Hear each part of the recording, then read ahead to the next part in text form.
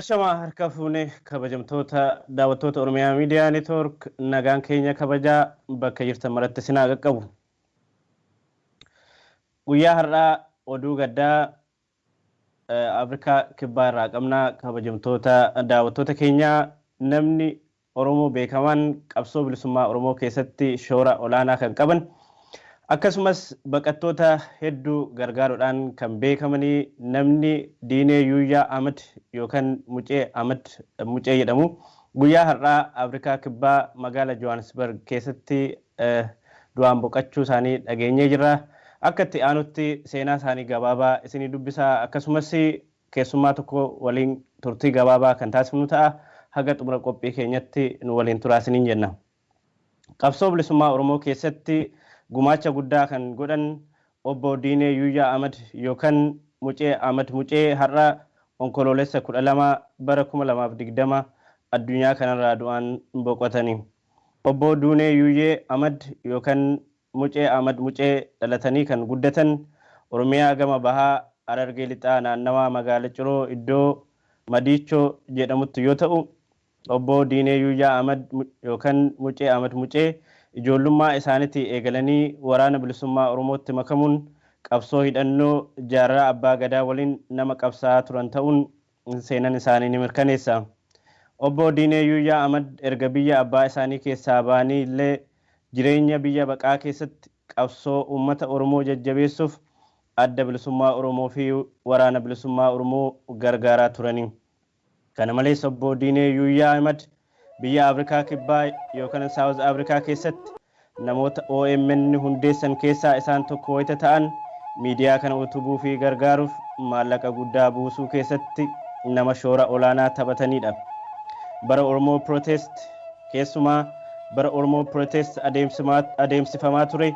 ilmaan Oromoo qabsoo irratti madaan biyya keessatti wal'aansa yaalaa akka argatan gargaarsa guddaa kan godhan obbo Diinee Yuuyyaa Ahmad yookaan Mucee Ahmad Mucee baqattoota Oromoo gargaaruu keessattis gumaacha guddaa gochuu isaanii seenaan ragaa ba'a. Diinee Yuuyyaa Ahmad Mucee onkoloolessa 12 bara 2020 addunyaa kanarraa boqotanii jiru. Kabajamtoota daawwattoota keenyaa tuutni OMN maatii Mucee Ahmad Muceetiif akkasumas firoottanii fi uummata Oromoo maraaf jajjabina hawaa. Maarreen egaa kabajamtoota daawwattoota keenyaa du'aan boqachuu Diinee Yuuyyaa Ahmad yookaan Mucee Ahmad Mucee walqabsiisuudhaan Afrikaa kibbaa Johannesburg irraa keessummaa tokko qabannee dhiyaannee jirra. Keessummaan keenya Mahammad Saanii jedhama. Turtii gabaabaa gochuuf deemaa jirra isaan waliin ammas nu waliin turaa isiniin jecha kallattiidhumaan gara Mahammad Saanitti isin dabarsa. Mahammad Saanii baga nagaan dhuftee hanaa dhufsiin jenna. Baga nagaan nooyitan tasfaayee keenya. Ayyee galatoom. Egaan Diinee Yuuyyaa Ahmad yookaan Mucee Ahmad Mucee du'aan addunyaa kanarraa boqachuu isaanii dhageenye gara keetti bilbilee meen Diinee Yuuyyaa Ahmad nama akkamiiti qabsoo bilisummaa uummanni Oromoo gaggeessaa ture keessatti illee gumaacha akkamii qabanii akkuma waliigalaatti mee obbo Diinee Yuuyyaa Ahmad akkamiin ibsitu? Galatoomii obboleessa kiyyaa akkasumas OMN carraa kana naannee gartee waa'ee abbaa keenyaa Diinee Yuuyyaa Ahmad yookaan Mucee Ahmad Muceedha. Nagaafachuu keessanii hedduu galatoomaa isiniin jecha. Mucee Ahmad Muceedha wanni jaanii beekaniif abaabiyye isaati. Muceen kun nama gartee gaafa mililiksan lolaa ture akkuma seenaanis beektu haaqonsa abaabiyye isaa kun nama seenaa guddoo qabu nama gartee gurra diinaa ciniinefaa jedhanii gartee himanii akkasumatti barachaa nu guddanne innis maqaa san fudhatee wallaahi Mucee Ahmad Mucee hagaafsanii sangaa yoo beekullee baanne garuu Diinee Yuuyyaa kana hoggaa agarre waan hedduu gartee ilmi namaa irraa waa baratu hedduudha nu dhiisee qotee gara laafummaa faa nu dhiisee qotee arjummaan faan maal akka fakkaattu nu dhiisee qotee har'aan tana yeroo inni boqatuu gisa dhageenyu biyyi tuni wallaahi Oromoon biyya tana keessa jirtu Oromoon kutaa 11 shororkoytee jechuudha. Akkasumas ammas alagaan biyya takkaa wajjin dhufnilleen hedduutti dhagahamuudhaan yeroo awwaallu namni yoo xiqqeesse gara nama 500 ga'u qabrii isaati irratti argamee awwaallee diinayyuu yaadhaa hookaa mucee kuni nama gartee gara laaffessa namaatii fi qabsaawaa ilma Oromooti. Waan gartee ilmi Oromoo tokko ni qabsaawaan ja'anii maqaa ittiin dhawan hunda nama qabudha. Yoo arjummaatii harka qullaadhaatti galee har'aan ta'a. Yoo arjummaatii waan qabu guutuu uummata Oromoo irratti nama dhadhaateedha. Otoo gartee silaa waan qabu kana kan kunuunfatu taate har'a silaa gartee nama qabeenya qabu nama Oromoodhaa qabaataa Oromoo jedhanii silaa nama qubatti qabnu ture. Oromoon kutaa 11 guutuun garuu arjummaa fi garalaafummaa isaatirraa kan ka'e waan dho'isaadhaan inni gartee miskiinota yatiima gartee abbaan irraa biyya tanatti wareegame fa'aa yatiima haadha abbaan qabne fa'aa gargaaruu fi nama gartee harka qalleeyyii inni mana hiraatii fi kana gargaaru sungaa waan inni akka piraayiveetii gartee akkanumatti yeroo mana isaa dhaqu godhu malee waan garuu mul'attu inni godhu yoo laalle ummata keenya kabuqqee fa'aa gartee OMN dhaaf gaaf tokko gaafa gartee Jaafar Ali OMN riipireezenti godhee gaafa inni biyya tana dhufe madarraka gubbarratti nama 100 gartee kanneen amma marsaa riitii kana gubbaa footoo takkee deemtaa inni Shamsuddin Xaafaadhaa wajjin keetaganii jirti 100 jechuudha raandii biyya kanaa. OMN gumaachuu biyya OMN kaayiroo jiru dabareedhaan gargaaru ijoollee OMN asitti gartee faandireezinii guutuun daahuu waan isaan barbaadaniin makiinaadhaan maallaqaan bira dhaabbatee OMN kana ol qabu keessatti nama shoora guddaa qabu akkasumas gaafa uummanni keenya buqqa'us nama gartee karaa adda addaatiin gara ulamaa'iitiin karaa gartee aktivistoota Oromoo kanaan nama gartee gargaaraa turedha. Akkasumas gaafa gartee Jabuuti tanatti galaanii nama fixellee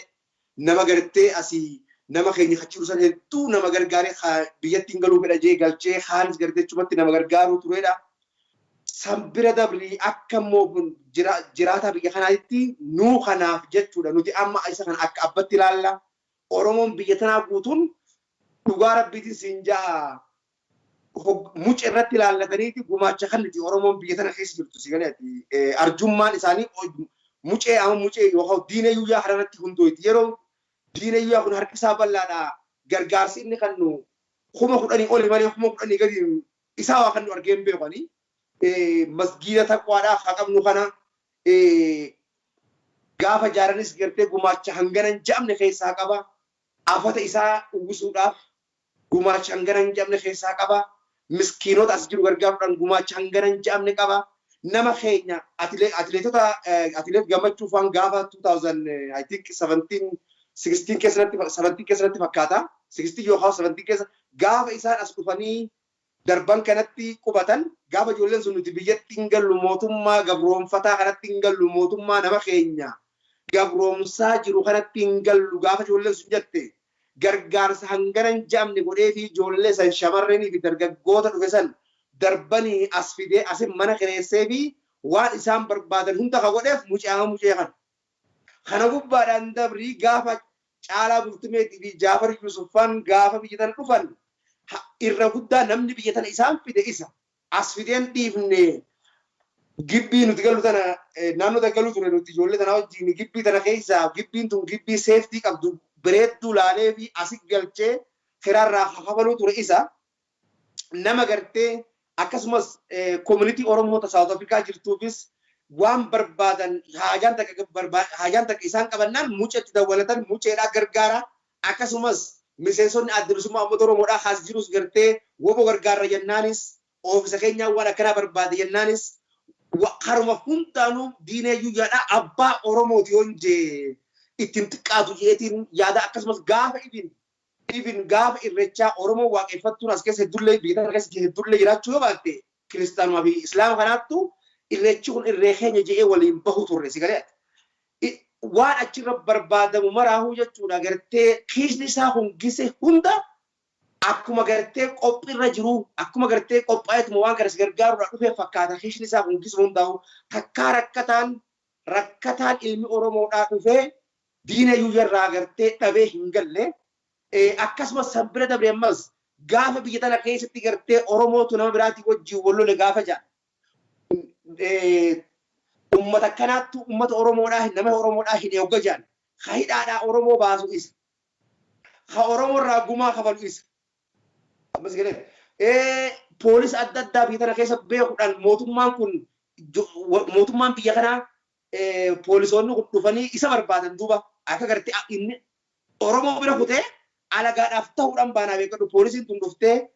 weenis mucee janii gaafatanii waatti kannee yaa'anii hogga innis waa hajjame gartee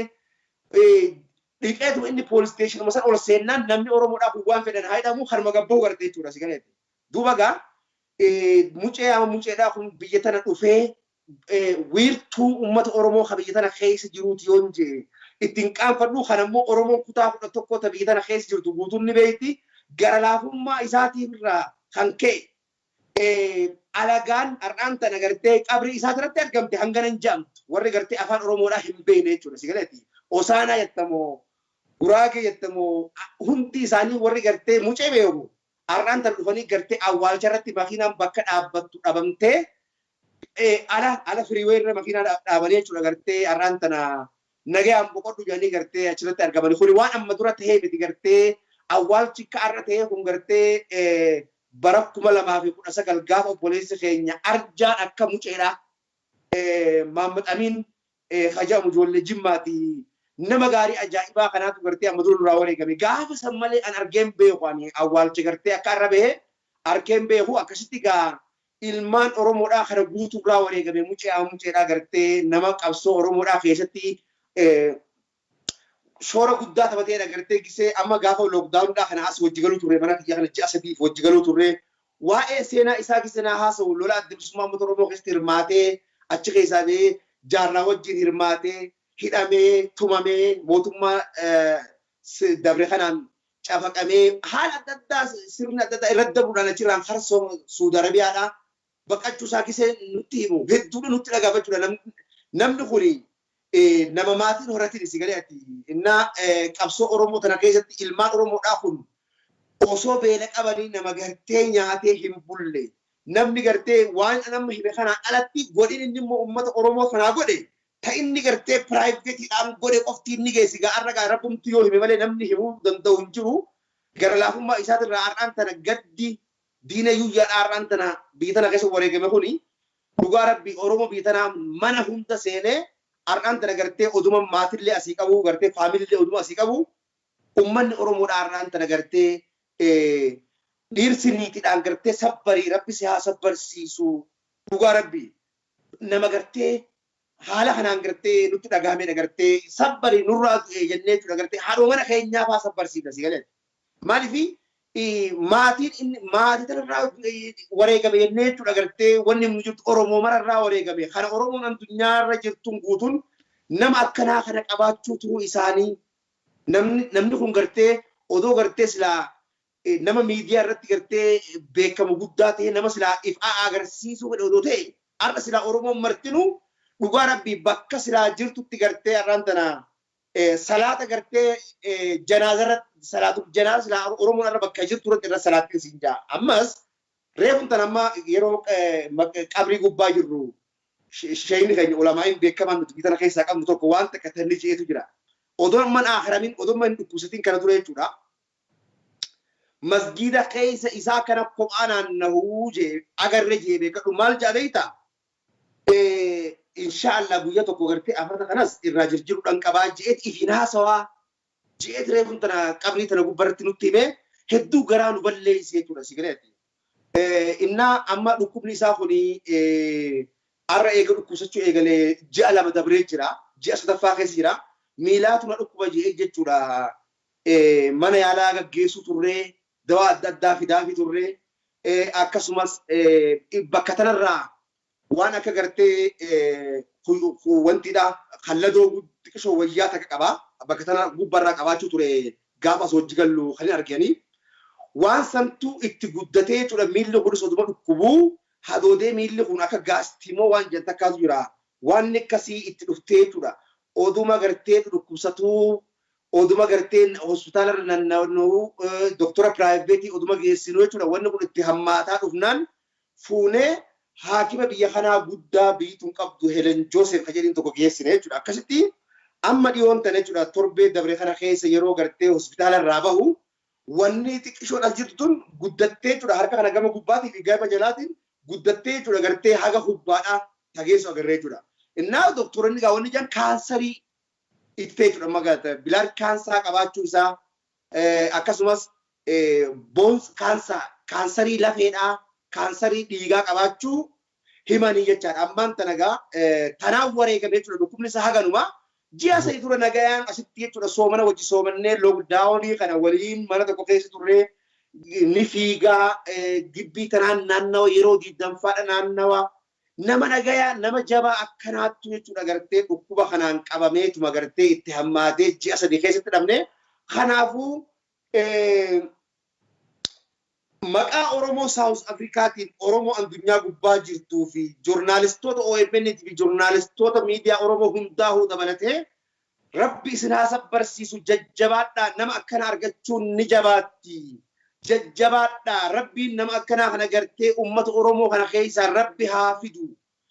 jechuudhaan isinii hawwaa isinillee jajjabaadhaan isin jabbuleessanii. Ayyee hedduu galatoomii Maamad Saanii. Nuti egaa tuunni OMN hawaasa keenya Afrikaa kibbaatti argamtan maraaf akkasumas maatii isaa fi ummata Oromoo bal'aaf jajjabina hawwina Rabbi isin haa jajjabeessu jennaa Maamad Saanii maqaa daawwattoota keenyatiin guddifnee si galateeffannaa ulfaadha. Hedduu galatoomaa obboleeyyan keenya isinillee joornaalistoonni OMN. Ayyee fayyaa ta'a. Egaan kabajamtoota daawwattoota keenya turtii gabaabaa du'aan boqachuu obboleessa keenya Duunee Yuuyaa Ahmad yookaan Mucee Ahmad Mucee irratti qopheeffannee asumaan kan goolamu ta'a. Uummata Oromoo maraaf jajjabina hawwina fayyaa ta'a.